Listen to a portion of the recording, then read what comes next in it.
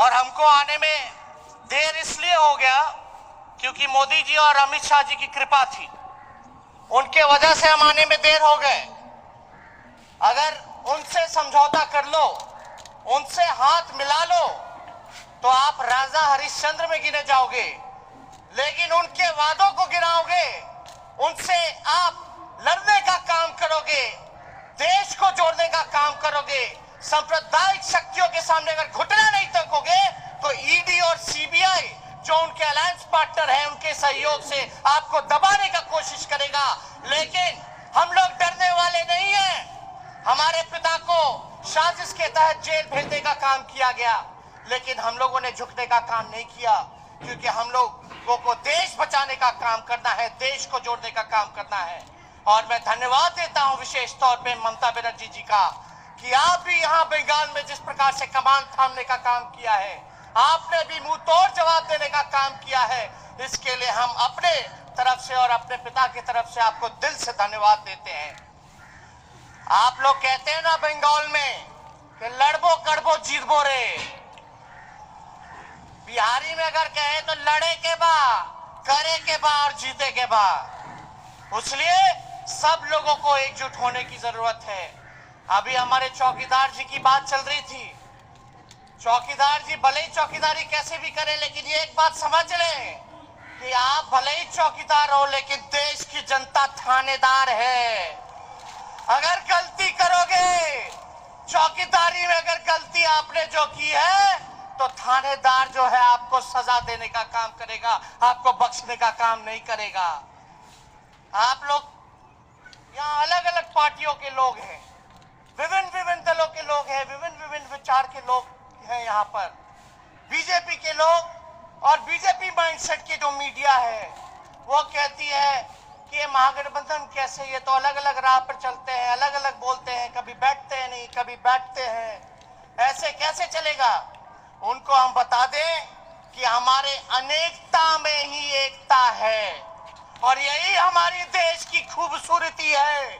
अलग अलग राज है, अलग अलग भाषा है, दिखने में अलग अलग है, बोलने में अलग अलग है, लेकिन फिर भी हम एक है, पूरा देश एक है। इसीलिए हम उनको जवाब देना चाहते हैं, हमारी अनेकता में ही एकता है। देश आज टुकड़े टुकड़े इन सांप्रदायिक शक्तियों ने, आरएसएस के लोगों ने करने का काम किया, मोदी जी ने करने का काम किया। आप समझो कि देश फट चुका है, और देश को अभी तलवार की जरूरत नहीं, सुई की जरूरत है। और मान लो ये कपड़ा अगर फट जाए तो तलवार काम नहीं आएगा, लेकिन सुई काम आएगा, सुई काम आएगा।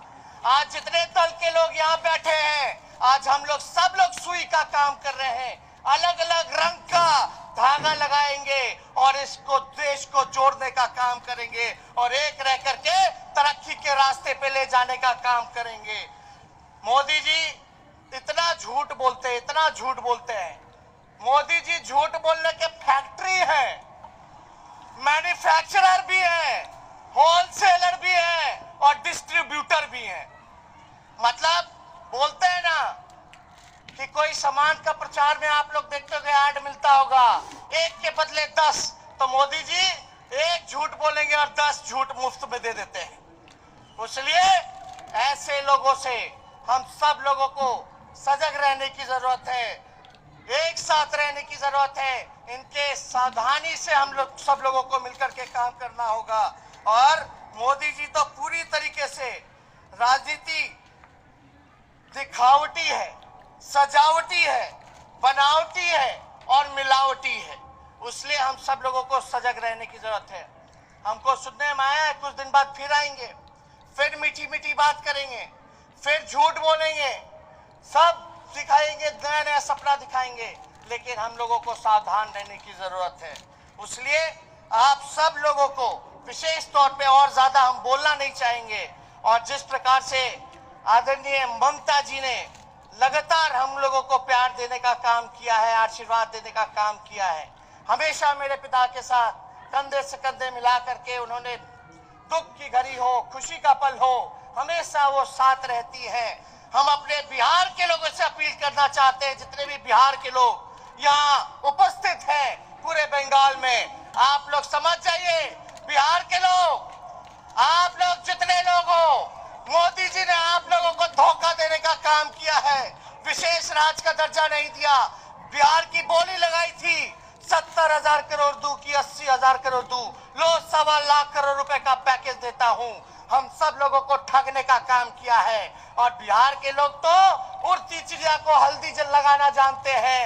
इसलिए मोदी जी से आप लोग यहाँ बदला लेने का काम करें और जो मोदी जी को हराएगा आप सब लोग मिलजुल करके उनका साथ देने का काम करें, ममता जी के हाथों को मजबूत करने का काम करें। इसलिए ज्यादा कुछ ना कहते हुए आप सब लोगों को दिल से धन्यवाद करता हूं और अपनी बात को यही समाप्त करता हूं।